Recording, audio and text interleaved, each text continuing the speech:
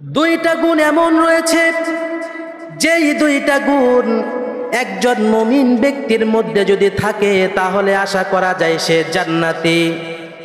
কয়টা গুণ? দুইটা গুণ।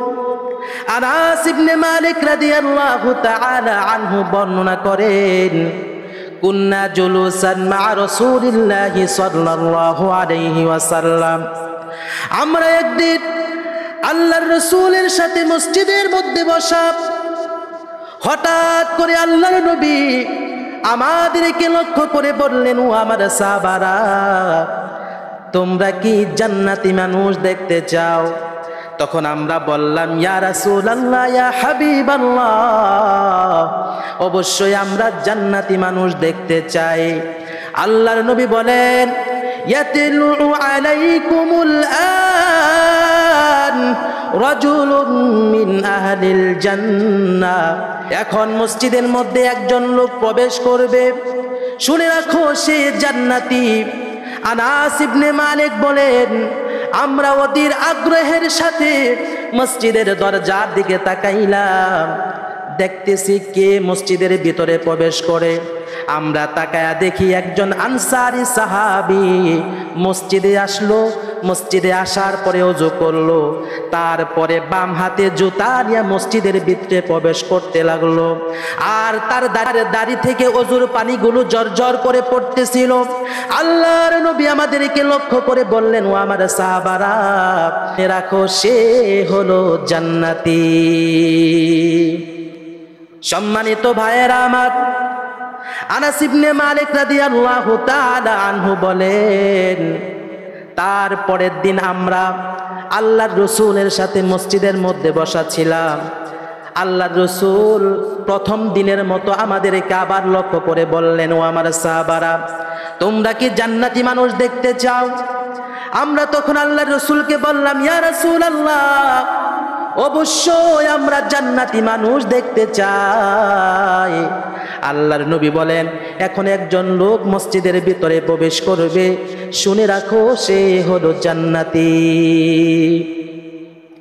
আনাস ইবনে মালিক বলেন, আমরা আগ্রহ নিয়ে মসজিদের দরজার দিকে তাকাইলাম। তাকায়া দেখি গতকালকে যে আনসারী সাহাবী মসজিদের ভিতরে প্রবেশ করেছিল, ওই আনসারী সাহাবী মসজিদে আসলো, ওযু করলো, বাম হাতে জুতা নিয়ে মসজিদের ভিতরে প্রবেশ করতে লাগলো। আর প্রবেশ করার সময় তার দাড়ি থেকে ওযুর পানিগুলো ঝরঝর করে পড়তেছিল। আল্লাহর নবী আমাদেরকে লক্ষ্য করে বললেন, সে হলো জান্নাতি। সম্মানিত ভাইয়েরা আমার, আনাস ইবনে মালিক বলেন, তৃতীয় দিন আমরা আল্লাহর রাসূলের সাথে মসজিদের মধ্যে বসা। আল্লাহর নবী আমাদেরকে আবার হঠাৎ করে বললেন, ও আমার সাহাবারা, তোমরা কি জান্নাতি মানুষ দেখতে চাও? আমরা বললাম, ইয়া রাসূলুল্লাহ, আমরা অবশ্যই জান্নাতি মানুষ দেখতে চাই। আল্লাহর নবী বলেন, এখন যে লোক মসজিদের ভিতরে প্রবেশ করবে, শুনে রাখো সে হলো জান্নাতি।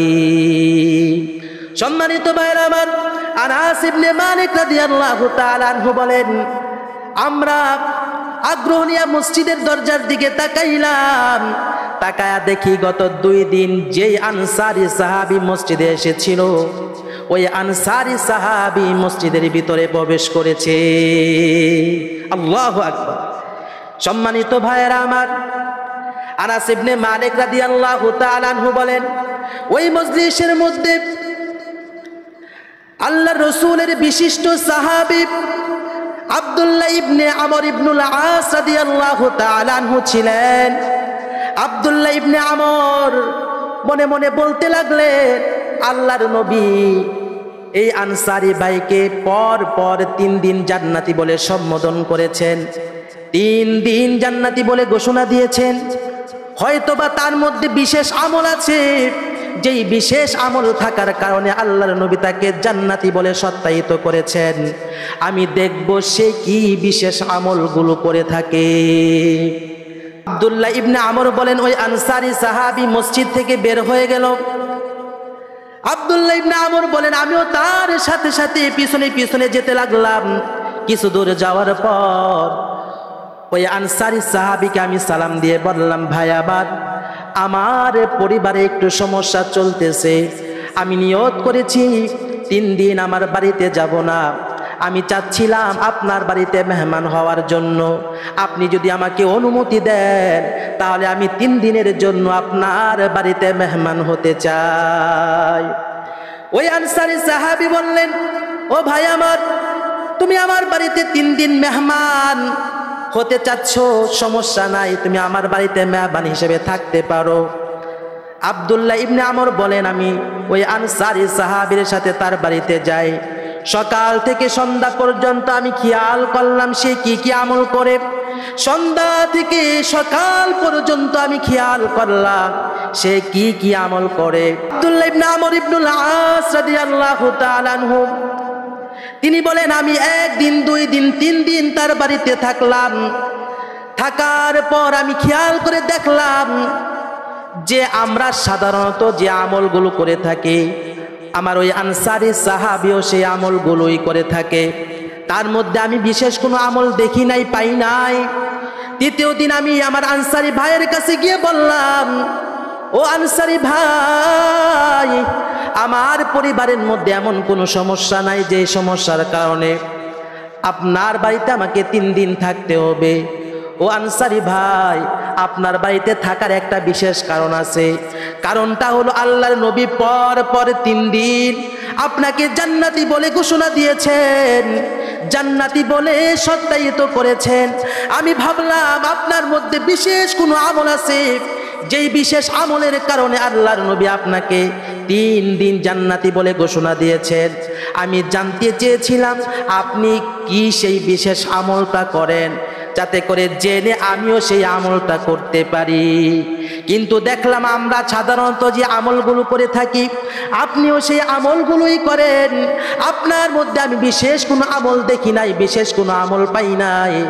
আপনার মধ্যে যদি কোনো বিশেষ আমল থাকে তাহলে আমাকে বলেন, যাতে করে আমিও সেই আমলগুলো করতে পারি। ওই আনসারী সাহাবী বলতে লাগলো, ও আব্দুল্লাহ ইবনে আমর, খেয়াল করে শোনো, তোমরা যেই সাধারণ আমলগুলো করে থাকো আমিও সেই সাধারণ আমলগুলোই করি। তবে আমার মধ্যে 2টা বিশেষ আমল রয়েছে, 2টা বিশেষ গুণ রয়েছে। 1 নাম্বার গুণ হলো মানুষের সফলতা দেখলে, মানুষের উন্নতি দেখলে আমি কোনোদিন হিংসা করি না। 1 নাম্বার গুণ, মানুষের সফলতা দেখলে, মানুষের উন্নতি দেখলে আমি কোনোদিন হিংসা করি না। 2 নাম্বার আমল হলো কারো প্রতি আমি বিদ্বেষ পোষণ করি না, কারো সাথে আমি দুশ্মনী রাখি না। কেউ যদি আমাকে কষ্ট দেয় আমি আল্লাহর জন্য, আল্লাহর সন্তুষ্টির জন্য তাকে ক্ষমা করে দেই। বলেন সুবহানাল্লাহ। আব্দুল্লাহ ইবনে আমর বলেন, হে আনসারী ভাই, আপনি যে 2টা আমলের কথা বলেছেন, যেই 2টা গুণের কথা বলেছেন, কারো উন্নতি দেখলে আপনি হিংসা করেন না, কারো সফলতা দেখলে আপনি হিংসা করেন না। 2 নাম্বার যেই গুণের কথা বলেছেন, কারো সাথে আপনি দুশ্মনী রাখেন না, কারো প্রতি আপনি শত্রুতা পোষণ করেন না। আমি কসম করে বলতে পারি আল্লাহর নবী আপনাকে এই 2টা আমলের কারণেই জান্নাতি বলে ঘোষণা দিয়েছে। সম্মানিত ভাইরা আমার, এই 2টা গুণ যদি কোনো মুমিন ব্যক্তির মধ্যে থাকে, কারো উন্নতি দেখলে হিংসা না করা, কারো সাথে দুশ্মনী না রাখা, এই 2টা গুণ যদি কোনো মুমিনের মধ্যে থাকে আশা করা যায় সেও জান্নাতি।